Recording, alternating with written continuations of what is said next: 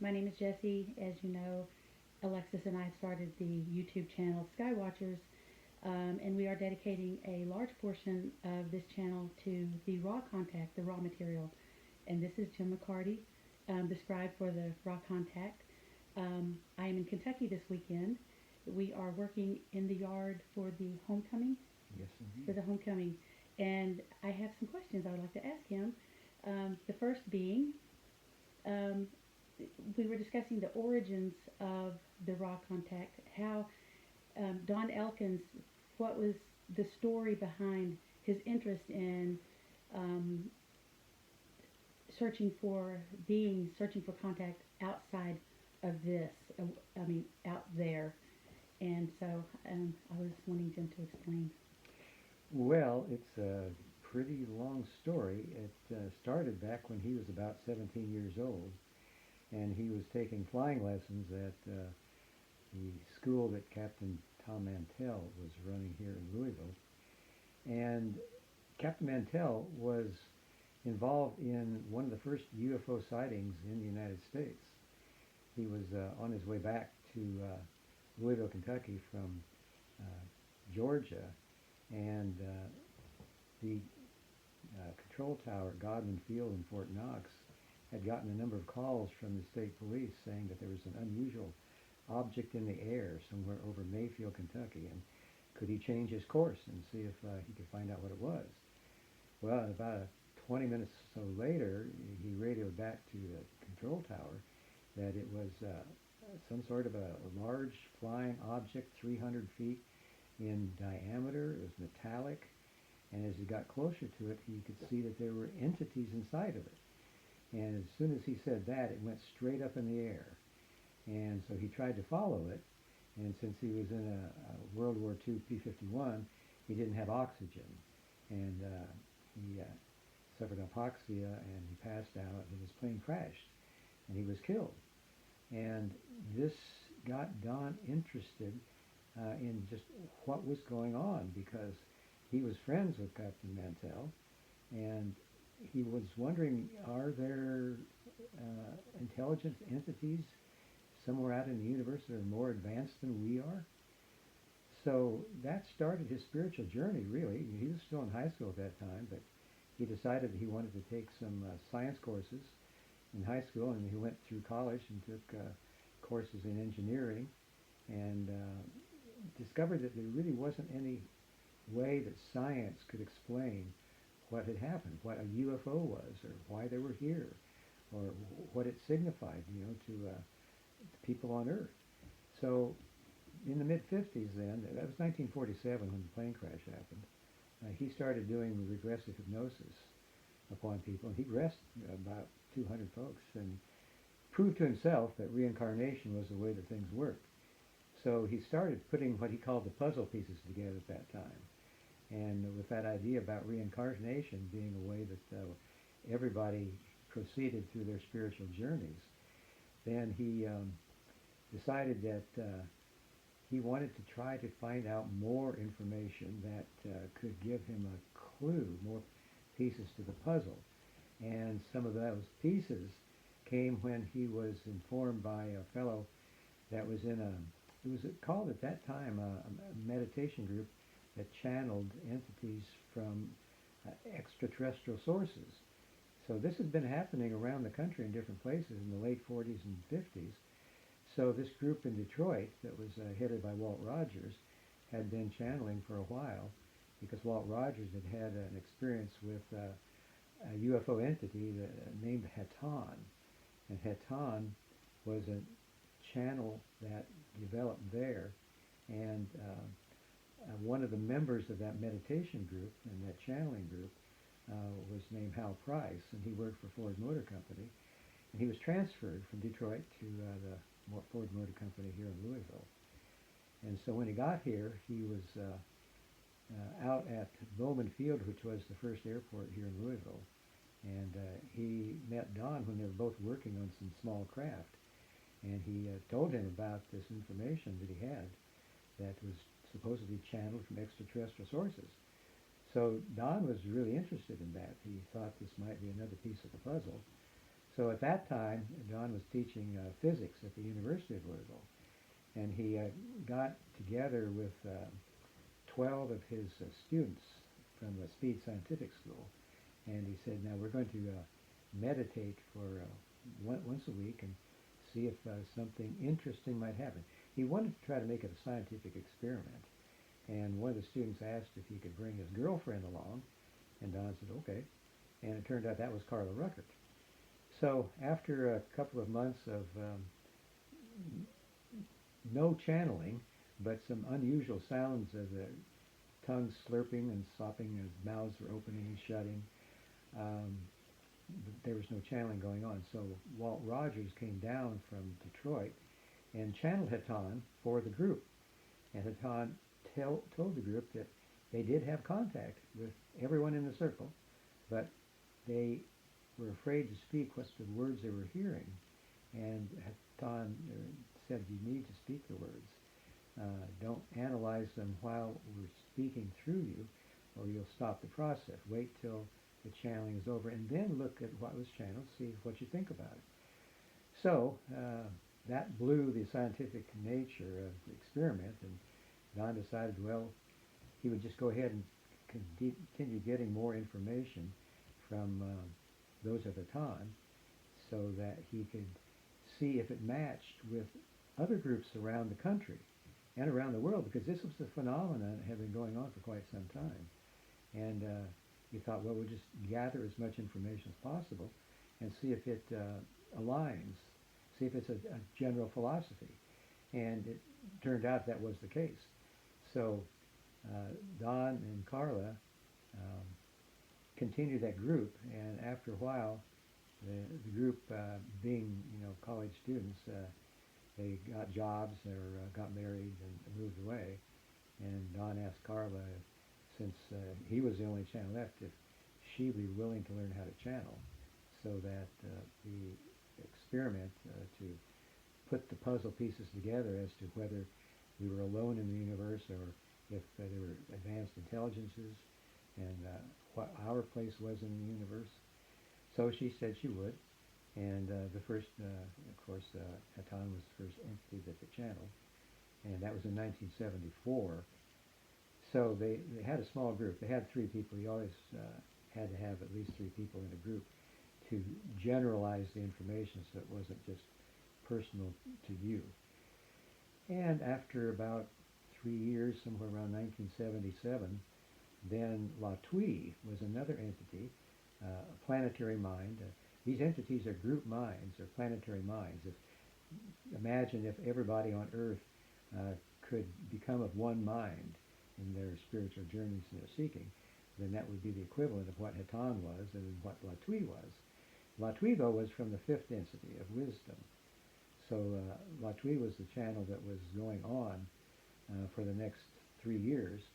And after I was able to meet Don and Carla, after a long period of time living in the woods of central Kentucky and hearing about them on an interview that they did with a radio station in Lexington, I was able to meet them because we had groups that ordered our food that we couldn't grow ourselves. We were part of the Back to the Land movement of the 70s, and we were trying our best to live up to Thoreau's idea about simplifying our lives and growing our own food, build our own homes, and homeschooling children.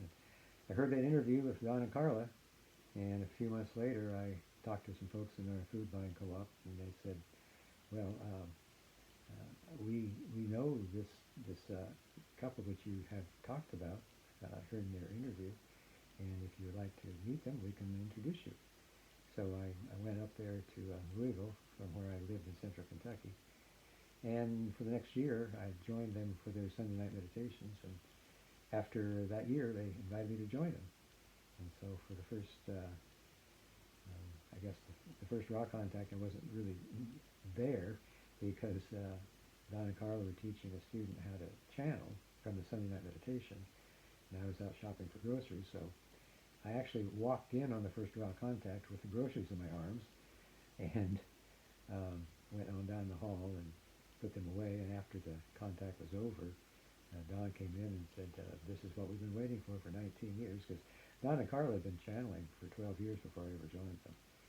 So he asked me to transcribe the session, and I transcribed it and discovered that he was right, that there's something very special about that raw contact that none of the others could contain. Hatan seemed to be introductory material, and Latwii seemed to be intermediate, and raw contact was much more advanced than that. So that was the way it developed for the three of us.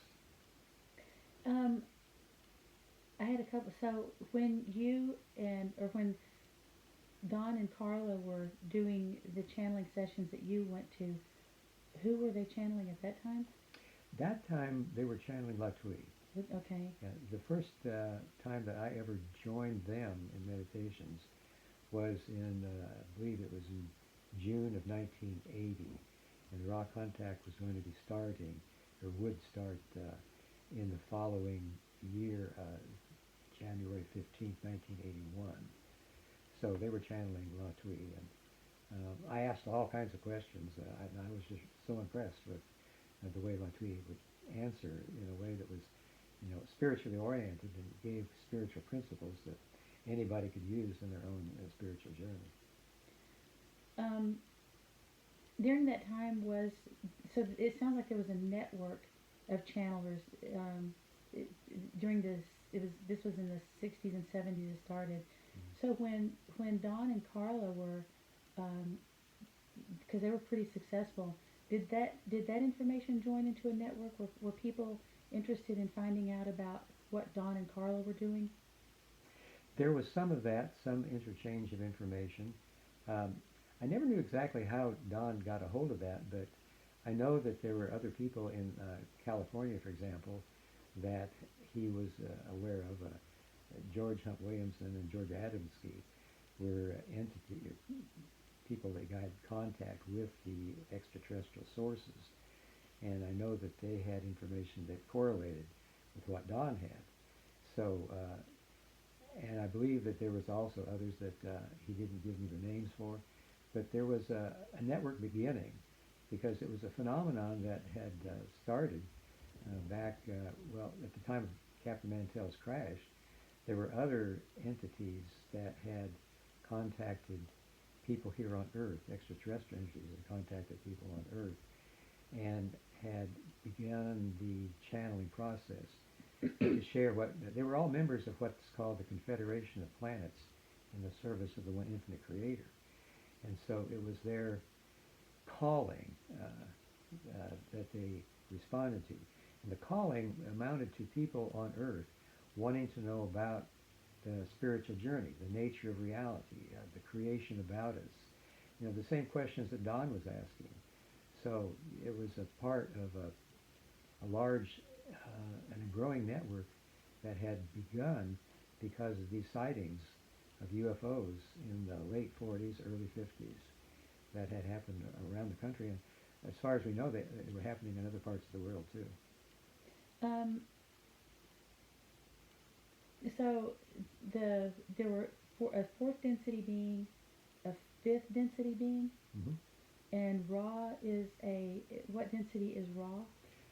Sixth density, late sixth density.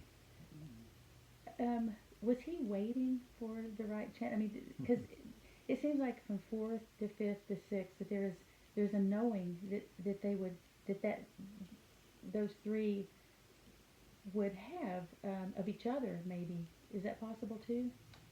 I believe that Ra was waiting for the correct configuration of people, and when it happened that Don and Carla were teaching the students from the Sunday night meditation how to channel, that student later came to another meditation with another session with Ra, session 22, and that this was the first time that the proper configuration of meditation group members was together so that Ra could speak. They suggested that in our meditation group that there were only 4 other people that were available. In other words, their vibratory nature was such that they had taken in what was said by Hatan of fourth density, by La Tuia fifth density and had used it in their spiritual journeys.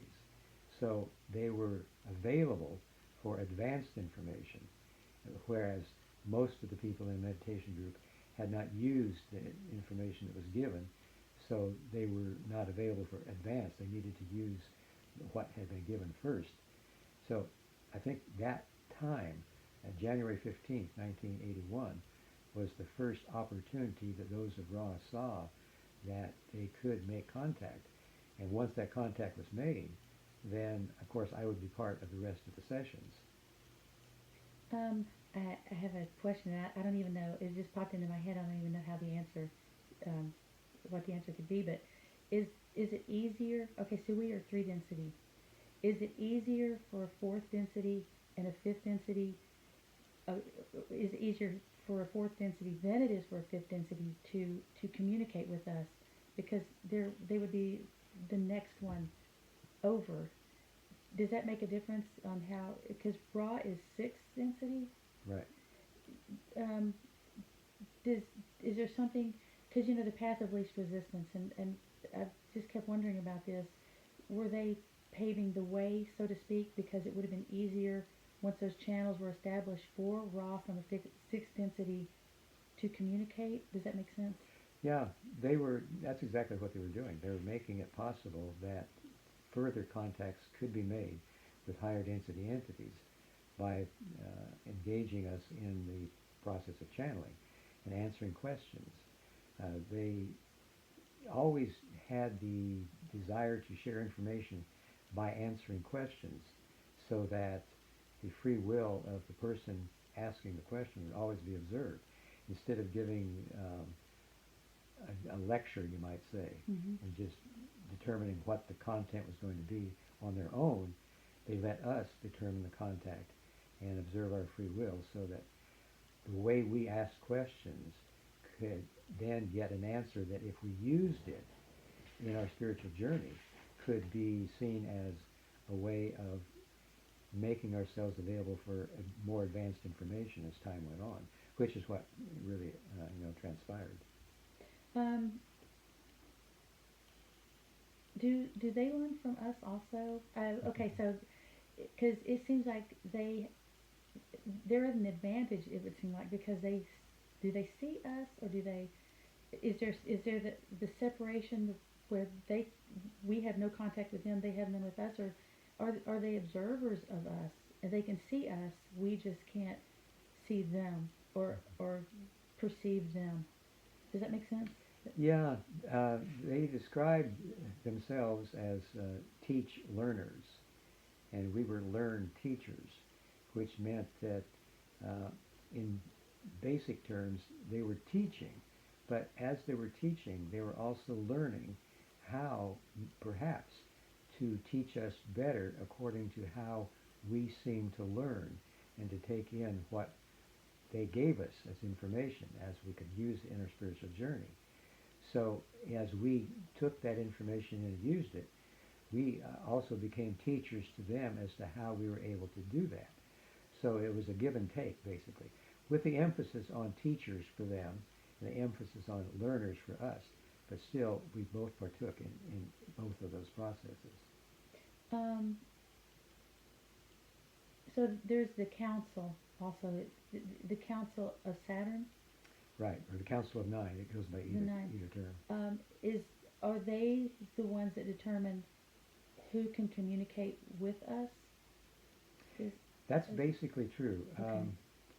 The Council of Saturn, which is apparently located in the rings of Saturn, has responsibility for helping the people on planet Earth in the third density to receive the best possible chances of getting information that would aid them in their spiritual evolution. And at the beginning of the third density here on Earth, which the third density cycle is composed of three 25,000-year cycles, 75,000 years total. At the beginning of the third density, there was the transfer of third density beings from the planet we know as Mars, because they had engaged in warlike activity and had destroyed the atmosphere of their planet, which could no longer support third density beings. So they needed to reincarnate here on Earth in order to continue their journey of learning how to open their hearts in unconditional love at least 51% of the time, which is apparently the lesson of the third density that we're all engaged in, so that we can make the graduation or the harvest into the fourth density of love and understanding. So this transfer of entities was begun by the Council of Saturn has 9 basic members on the council with 16 other guardians, as they are called. And these are also social memory complexes which have developed over a period of time. And one of them was known as Yahweh. And they thought that they might be able to enhance the Mars entity's ability to grasp the law of love, which is the lesson of the third density beings on Earth, or any third density planet. And one of the ways they thought they could do that was to partake in what we would call the cloning process that the third density beings on Mars would undergo according to how the entities of Yahweh felt it was appropriate to enhance their ability to understand, to have more mental ability to understand, and more physical strength for some reason they thought was important, and their spiritual natures were also enhanced. So overall their qualities were magnified, and at some point it was felt by the other guardians that the free will of the entities of Mars had been abridged because too much work had been put into this cloning process to give them the ability to understand the law of love. So at that time there was a quarantine put on planet Earth by the Council of Saturn that would need to be observed by any extraterrestrial coming to planet Earth, whether they be positively or negatively oriented, for there are both types of entities within the universe, as those journeys are possible. The journey back into unity with the Creator is possible both from the positive and the negative sense. However, the negative sense is only able to take this journey through the fourth, the fifth, and then beginning the sixth density, because at that point the qualities of love of the fourth density and wisdom of the fifth density need to be combined in a way that sees all entities as being one, the law of one. And the negative entities have separated themselves from that concept and has gotten them able to come to the beginning of the sixth density. But then, in order to see all others as themselves, they have to give up their negative polarity and reverse it and become positive. So that was the reason that the quarantine had to be put into effect, because there are both positive and negative entities. And in order for the welfare or the free will of the entities on Earth to be observed, then this quarantine makes it necessary for a calling to have to exist on planet Earth for any entities, positive or negative, that want to partake in trying to share their philosophy with the entities on Earth. And so the calling has to be determined by how many people on Earth want to know about positive and negative polarity. So that's basically the way it works for all of us that have been involved in the channeling process for many years on Earth, since that, the beginning back in the 50s. And that's the way it seems to work now. The quarantine determines who can come and when and how. The calling, so I was trying to capture that. That is something that for the other beings, for Ra to come, or a group like that, to communicate with us, there is a certain number of people that request it? Right. Okay. Any entities that are seeking information according to their spiritual path about the philosophy of just what Don was trying to do himself, put the puzzle pieces together. If they are, within the heart of their being, they really want to know how this works, then that can be considered a calling for help, for information.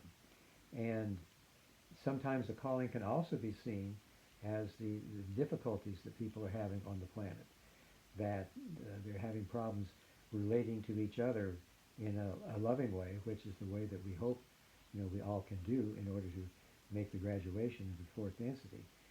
So sometimes difficulties also can be seen as a calling, and that is a way that many of the Confederation members have been able to make contact with Earth, not only through the channeling process, but there are a couple of other ways, simply sending love and light to all entities that are making this call, so that in the very nature of their being, they can become aware of this as a kind of answer to their call.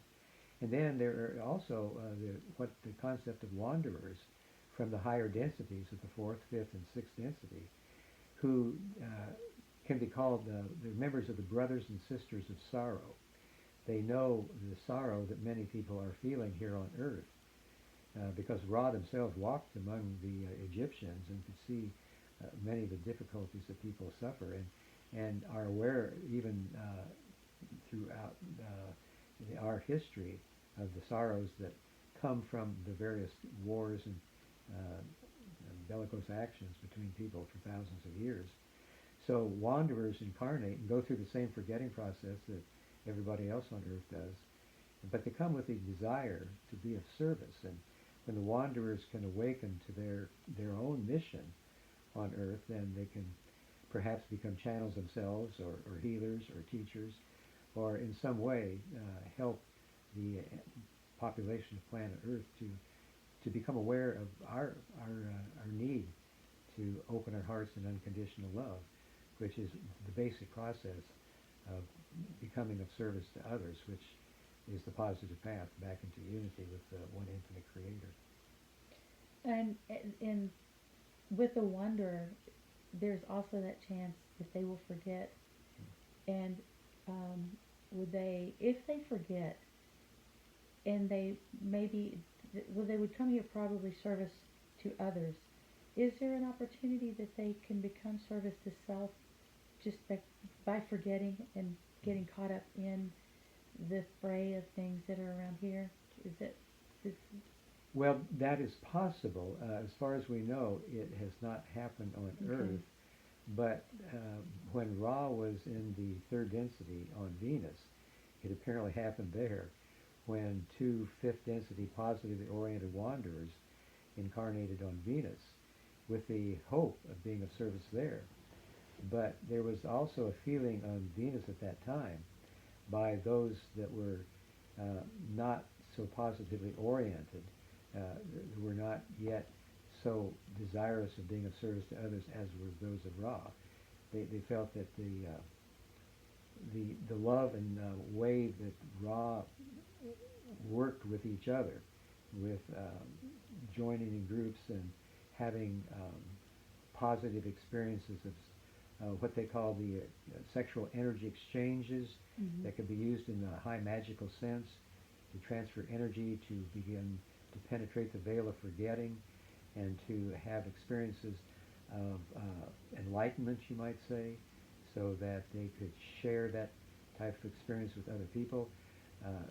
Many of the others that were not members of the growing group of Ra, that eventually became 6.5 million people, thought that their way of living was sickening. They wanted a more wisdom-oriented way of pursuing a path of seeking. So these two wanderers of fifth density positive came in with a desire to be of service to those people who did not resonate with the way those of Ra who were living their lives philosophically. So at some point, they, within the incarnation, they became negatively oriented. and began to work in that negative sense to try to separate themselves from others and to control them and to gain a gathering of followers that would want to travel that same path. And apparently after their incarnations, and they discovered that they had become negatively oriented, as Ra said, they became disconcerted and had to repeat most of the fourth density with the desire to begin to reverse their polarity. And when Ra had been able to graduate the third density and was now fourth density positive, then these two entities joined them again and sort of commiserated with them and became part of their social memory complex for a while. But so I don't believe that's ever happened on Earth, but it did happen on Venus. That would, repeating the fourth density Right. would take, I wonder how long that would take. Well, the fourth density is supposedly 30 million years long. Oh my gosh. Now, you don't know exactly if that's, if they were able to do it sooner than that, or if it took the entire, 30 million years. But they were able to do it. And we've talked a couple of times about the sinkhole of indifference. Yeah. And one of the questions I had also, as far as having a certain amount that could seek help, if a certain amount asks or a certain amount comes together, and it seems like, does the sinkhole of indifference keep that from happening because we don't think to ask, or we're not, we're just kind of flat as far. Does that make sense? Yeah. Well, the sinkhole indifference is the descriptive term that Ra gave to people on Earth who have not gotten the feeling or idea of what really is their life's mission, of why we're on Earth, that we're here to make choices. This is the density of choice. And because we have a veil of forgetting, we're not aware consciously of the unitive nature of the creation, and that it was made by the power of love, and that it condensed into light that forms all the material objects that we see. None of that is available to us. That is something that is deep within our subconscious mind, and that if people are able to feel that yearning for greater experience of love and of unification with those around them, to see them as what Ra called their other selves, then they're able to make that choice that they want to share that love with others. They want to open their hearts in unconditional love. At least 51% of the time, just enough to point the needle in the direction of service to others. And that's the basic quality that we have to have in order to be graduated into the fourth density. So most people, though, don't seem to have that feeling. And it may be because Ross said that most of the people on planet Earth have already failed to make the graduation on other third density planets. And they've come here to try again, because there is an infinity of time for this to occur. And eventually all will make that choice. It's just a matter of how long will it take them. So the people who are in, not aware of the choice is even necessary, they're not going either positive or negative, they're just living a life, business as usual, conforming to the consensus reality, that we are all separate from each other, that we're, that the truth of our unity is not known. So that sinkhole is where most people find themselves. And it's a situation that is kind of hard to get out of once you've sunken into it, because it has kind of a momentum with it, since they've already failed to get that, that intuition, that feeling, that drive in previous third density experiences. But as Ross said, eventually they will, and it will occur.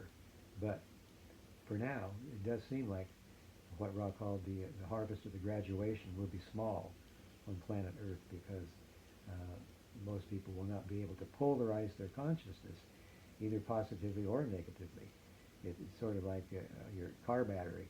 It has to have a difference between the positive and negative pole for your car to start.